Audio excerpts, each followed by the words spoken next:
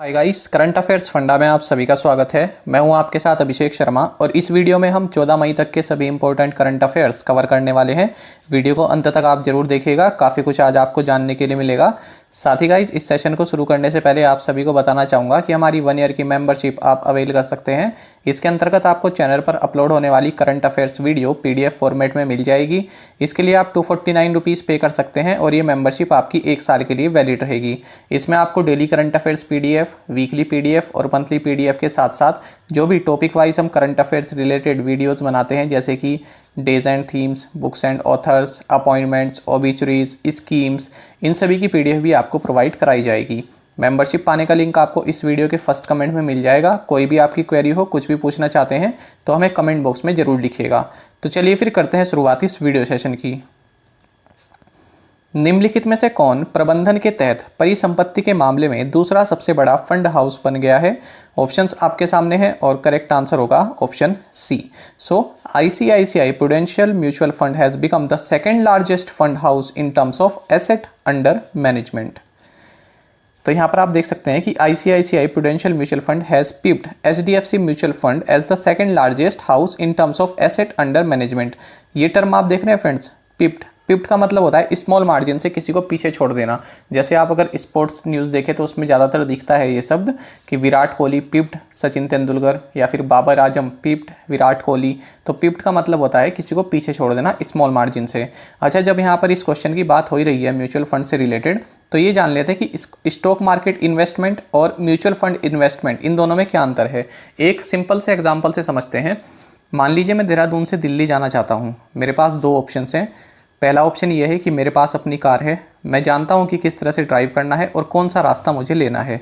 दूसरा ऑप्शन ये है कि ना तो मेरे पास कार है, ना ही मेरे पास कोई ड्राइवर है, मतलब ड्राइवर है, मैं ये नहीं जानता कि किस तरह से मुझे जाना है, कौन सा मुझे रास्ता लेना है।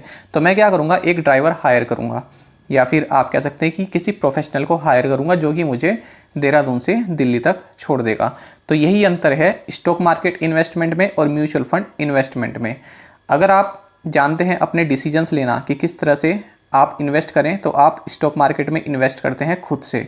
लेकिन अगर आप नहीं जानते हैं कि किस तरह से इन्वेस्ट किया जाए और क्या क्या गाइडलाइंस होती हैं जो आपको फॉलो करनी होती है इन्वेस्टमेंट के लिए, तो आप म्यूचुअल फंड्स का सहारा लेते हैं। तो म्यूचुअल फंड्स कंपनीज जो होती हैं, ये क्या करती हैं, अलग अलग लोगों से, किसी से 100 रुपये ले लिए, किसी से 200 रुपये ले लिए, तो इस तरह से मनी कलेक्ट करती हैं और उसको री इन्वेस्ट करती हैं अलग अलग इन्वेस्टमेंट अपॉर्चुनिटीज़ में, जैसे कि स्टॉक मार्केट में या फिर बॉन्ड्स में।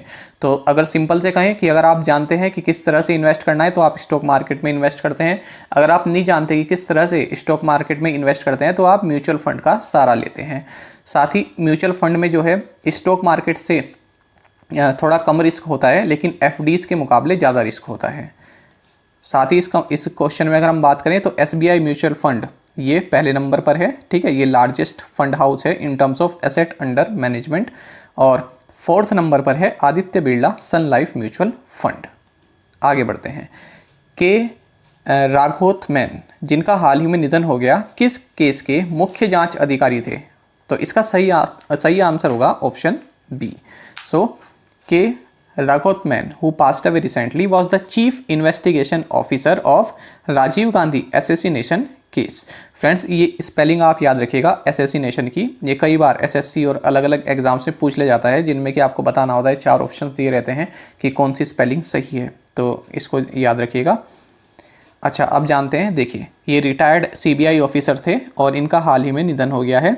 ये राजीव गांधी assassination केस में चीफ इन्वेस्टिगेशन ऑफिसर थे, यानी कि जो राजीव गांधी की हत्या हुई थी उसमें ये इंक्वायरी कर रहे थे।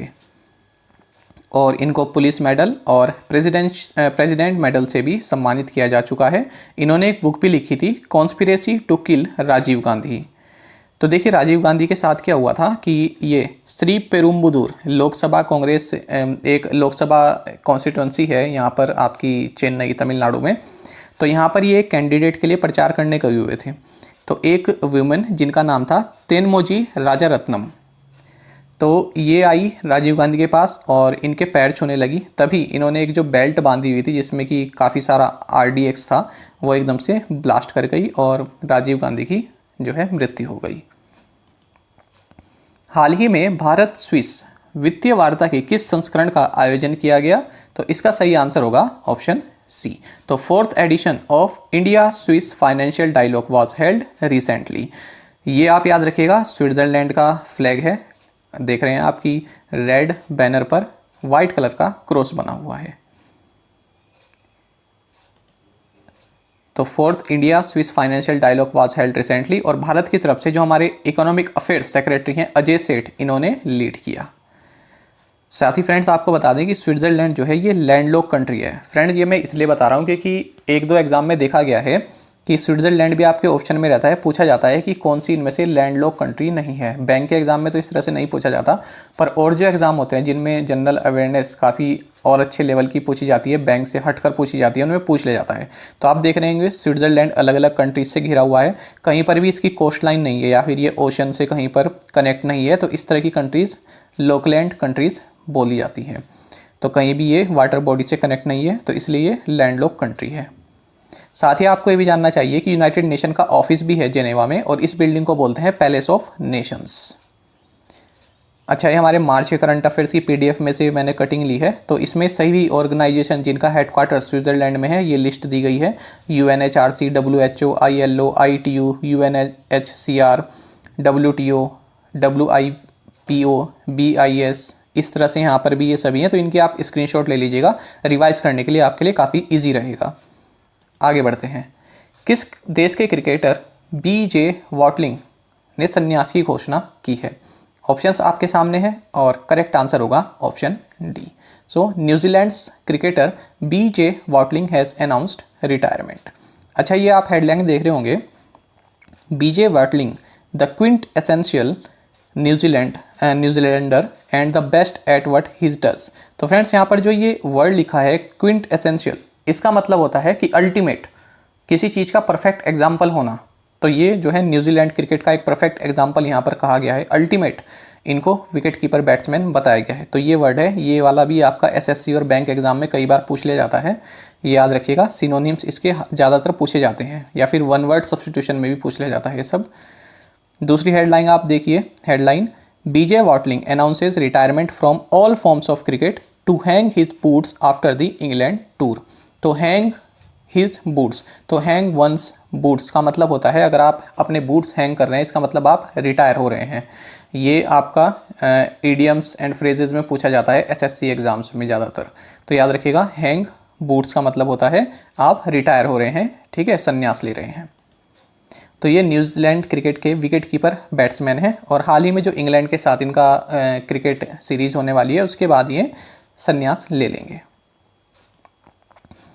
मतंग सिंह, जिनका हाल ही में निधन हो गया, किस क्षेत्र से जुड़े हुए थे? ऑप्शंस आपके सामने हैं और करेक्ट आंसर होगा ऑप्शन बी।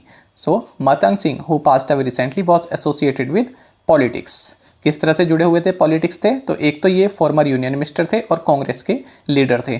कोविड-19 की वजह से इनकी मृत्यु हो गई है, और 1994 से 1994 से 1998 तक 1998 तक ये union minister of state in parliamentary affairs ये रहे हैं। साथ ही आपको बता दें कि 31 जनवरी 2015 को इन्हें CBI द्वारा अरेस्ट भी किया गया था, जो शारदा चिट फंड स्कैम है इसके तहत। होमेंग बारगोहेन, जिनका हाल ही में निधन हो गया, किस पेशे से जुड़े हुए थे? तो सही आंसर होगा option D, A and C, यानी ये ऑथर थे और जर्नलिस्ट थे। तो ये भी, इनकी भी हाल ही में जो है मृत्यु हो गई है। और इनके बारे में ये जानना आपके लिए ज़रूरी है कि दो आप जो न्यूज़पेपर या पत्रिका कह सकते हैं, अमर असोम और नियोमिया वार्ता, इन दोनों की एडिटर इन चीफ रहे हैं। भारतीय महिला क्रिकेट टीम के नए मुख्य कोच कौन है? ऑप्शंस आपके सामने हैं और करेक्ट आंसर होगा option D. So Ramesh Pawar is the new head coach of Indian women's cricket team. तो ये जो है WV रमन, इनको अब रिप्लेस करेंगे, ठीक है। इन्होंने भी इंटरव्यू दिया था हालांकि, लेकिन चुना किसे गया है? रमेश पवार को। और किस कमेटी द्वारा चुना गया है? Madan Lal cricket as advisory committee के द्वारा। WV रमन से पहले भी रमेश पवार थे, लेकिन जो इंडियन क्रिकेटर हैं मिथाली राज, तो इनके साथ इनकी एक अनबन के कारण इन्हें ड्रॉप कर दिया गया था, इन्हें हटा दिया गया था। क्योंकि एक वर्ल्ड कप सेमीफाइनल जो खेला गया था इंग्लैंड के खिलाफ, तो उसमें मिथाली राज को टीम से बाहर कर दिया गया था। तो उसी को लेकर मिथाली राज ने कहा था कि ये टीम में जो है बायस्ड हैं, खिलाड़ियों के साथ भेदभाव करते हैं, तो इस वजह से इनको हटा दिया गया था और डब्ल्यू रमन ने इनको रिप्लेस किया था। किस सोशल मीडिया नेटवर्क ने एक नया टिप जार फीचर लॉन्च किया है? ऑप्शंस आपके सामने हैं और करेक्ट आंसर होगा option B. So Twitter has launched a new tip jar feature. जानते हैं इसके बारे में। देखिए, ट्विटर ने एक अपना payment feature Twitter tip jar के नाम से लॉन्च किया है, और ये ट्विटर का जो टिप जार है ये ठीक उसी तरह काम करेगा जैसे कि पेपल, पैट्रियन आदि जैसे डिजिटल पेमेंट प्लेटफॉर्म काम करते हैं। और लेकिन इसके बाद ये है कि ये जो ट्विटर टिप जार फीचर है ये फ़िलहाल चुनिंदा यूजर्स के लिए ही है। इस फीचर का इस्तेमाल फ़िलहाल सिर्फ वही यूज़र कर सकते हैं जो अंग्रेजी में ट्वीट करते हैं। साथ ही ट्विटर किस लिए सुर्खियों में रहा? तो भारत को कोविड रिलीफ के लिए, यानी कोविड में जो सहायता के लिए ट्विटर $15 मिलियन डोनेट करेगा। संयुक्त राष्ट्र के अनुसार 2021 का वैश्विक आर्थिक विकास पूर्वानुमान क्या है? सही आंसर होगा option B. So as per the United Nations, जो global economic growth forecast for 2021 is 5.4%। जानते हैं इसके बारे में। तो यूनाइटेड नेशंस ने कहा है कि जो ग्लोबल इकोनॉमिक फोरकास्ट रहेगा 2021 के लिए, यानी कि जो पूरे विश्व की जो जीडीपी है वो 5.4% से ग्रो करेगी, जो कि इस सिचुएशन को देखते हुए काफ़ी अच्छी भी है, क्योंकि चाइनीज़ और यूएस इकोनॉमी अच्छा परफॉर्मेंस कर रही है। इसी के बेसिस पर इसने ये प्रेडिक्शन दी है।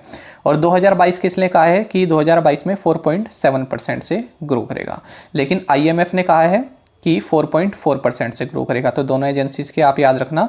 और IMF ने ये कहा है कि 2021 के लिए 6% से ग्रो करेगा। और आपको बता दें, ये रिपोर्ट आप याद रखिएगा, world economic situation and prospects, तो इसको भी यूनाइटेड नेशंस द्वारा जारी किया जाता है, world economic situation and prospects report. Nomura के अनुसार भारतीय अर्थव्यवस्था 2021-22 में कितने प्रतिशत बढ़ने की उम्मीद है? ऑप्शंस आपके सामने हैं और करेक्ट आंसर होगा ऑप्शन बी। सो 10.8% से ग्रो करेगी, ऐसा कहा है जापानीज ब्रोकेज फर्म नोमुरा ने। तो पहले इन्होंने 12.6% कहा था, लेकिन वही जो सेकंड वेव चल रही है कोविड की, उसके कारण सभी एजेंसी ज़्यादातर इसको जो है कम कर दे रही हैं, घटा दे रही हैं। तो 10.8% कहा है। देखिए फ्रेंड्स, ये तो ऊपर नीचे चलता ही रहता है। जब भी आपका एग्ज़ाम होगा SBI क्लर्क का या फिर और कोई बैंक का एग्ज़ाम होगा, तो उससे पहले एक फुली डेडिकेटेड वीडियो इसी पर बना लेंगे, जो कि लेटेस्ट होगी। एक हफ्ते पहले की जो भी इस तरह के प्रेडिक्शंस होंगी उनका एक वीडियो बना लेंगे, ठीक है। अभी तो क्योंकि ये ऊपर नीचे होता रहेगा। विदेश मंत्रालय में सचिव वेस्ट के रूप में किसे नियुक्त किया गया है? ऑप्शंस आपके सामने हैं और करेक्ट आंसर होगा option C. Reenat Sandhu has been appointed as secretary west in the Ministry of external Affairs. तो इनको, रीनत संधू को secretary west ministry of external affairs में अपॉइंट किया गया है, और ये विकास स्वरूप की जगह लेंगी, यानी इनको रिप्लेस करेंगे, क्योंकि ये जो है अब रिटायर होने वाले हैं 30 जून को। किस कंपनी ने हाल ही में यूरोपीय संघ के खिलाफ एक अदालती लड़ाई जीती है? ऑप्शंस आपके सामने हैं और करेक्ट आंसर होगा option C. Amazon has recently won a court battle against the European Union. क्या है मामला? देखिए, देख लेते हैं। तो देखिए, यूरोपियन कमीशन ने 250 मिलियन यूरोस कहा था अमेज़न को कि आप लग्जमबर्ग को एज ए टैक्स आप वापस कीजिए, ठीक है। अच्छा, तो अब अमेज़न ने इसके खिलाफ अपील की थी। तो कहाँ पर अपील की थी? जो यूरोपियन यूनियन के जनरल कोर्ट है, यहाँ पर अपील की थी। लेकिन यूरोपियन यूनियन के जनरल कोर्ट ने ये कहा है कि यूरोपियन कमीशन ने इस तरह का कोई भी प्रूफ प्रोवाइड नहीं करा है जिसमें ऐसा कहा गया है कि अमेज़न को जो है छूट दी गई थी टैक्स देने के लिए लग्जमबर्ग के द्वारा। तो इस तरह का कोई भी सबूत पेश नहीं किया गया है, इसलिए ये मामला जो है खारिज किया जाता है। विश्व के किस देश में अधिकांश शहर पर्यावरणीय जोखिमों की दृष्टि से संवेदनशील हैं? ऑप्शंस आपके सामने हैं और करेक्ट आंसर होगा option A. So India has most cities in the world vulnerable to environmental risk, यानी सबसे ज़्यादा पर्यावरण जोखिम जहाँ पर देखे जा सकते हैं उन कंट्रीज़ में, उनमें सबसे ज़्यादा सिटीज़ भारत में है। आप ये देख भी सकते हैं, 43 of 100 India has most cities in the world vulnerable to environmental risk. तो जानते हैं, देखिए ये रिपोर्ट पहले तो ये जान लीजिए किसके द्वारा दी गई है। तो एक रिसर्च फर्म है वेरिस्क मैपलक्रॉफ्ट, इसके द्वारा ये रिपोर्ट दी गई है। तो इसमें ये कहा गया है कि जो 100 मोस्ट वल्नरेबल सिटीज़ हैं इन्वायरमेंट के कारण, इन्वायरमेंट की वजह से, तो उनमें 99 तो एशिया में ही हैं, और इनमें से भी जो 37 हैं वो चाइना में है, और 43 यानी 43 इंडिया में है। और आपको पता होगा कि चाइना वर्ल्ड का biggest green house gases emitter है, और भारत इसमें तीसरे नंबर पर है, दूसरे नंबर पर यूएस है। और बाकी इस रिपोर्ट में क्या देखने वाला है, तो ये है इसमें। फिर आप ये देख सकते हैं कि जकार्ता जो कि इंडोनेशिया की कैपिटल है, ये सबसे ज़्यादा रिस्क वाली सिटी बताई गई है इस इंडेक्स में। इस तरह से आप देख सकते हैं। देखिए Asia, Americas, Middle East and North Africa, Africa और यूरोप एंड सेंट्रल एशिया में अलग अलग सिटीज़ बताई गई हैं। तो एशिया में आप देखिए कि मोर रिस्की में जकार्ता यहाँ पर है, फिर उससे पीछे थोड़ा सा दिल्ली है। सेफ में ऑकलैंड दिया हुआ है न्यूजीलैंड का। अमेरिका में बात करें तो लीमा दिया हुआ है। और इधर बात करें हम मिडल ईस्ट में अगर हम आ जाएं तो जेदा सऊदी अरेबिया, और अफ्रीका में बात करें तो लागोस नाइजीरिया, ये थोड़ा रिस्की है। और यूरोप एंड सेंट्रल एशिया में यहाँ पर नापोली या फिर नेपल्स आप कह सकते हैं, ये इटली में है। अब देख लेते हैं प्रीवियस असाइनमेंट क्वेश्चंस के आंसर। लॉर्ड एंड तेल Aviv cities are in which country? Israel. Mount Sinabung is located in which country?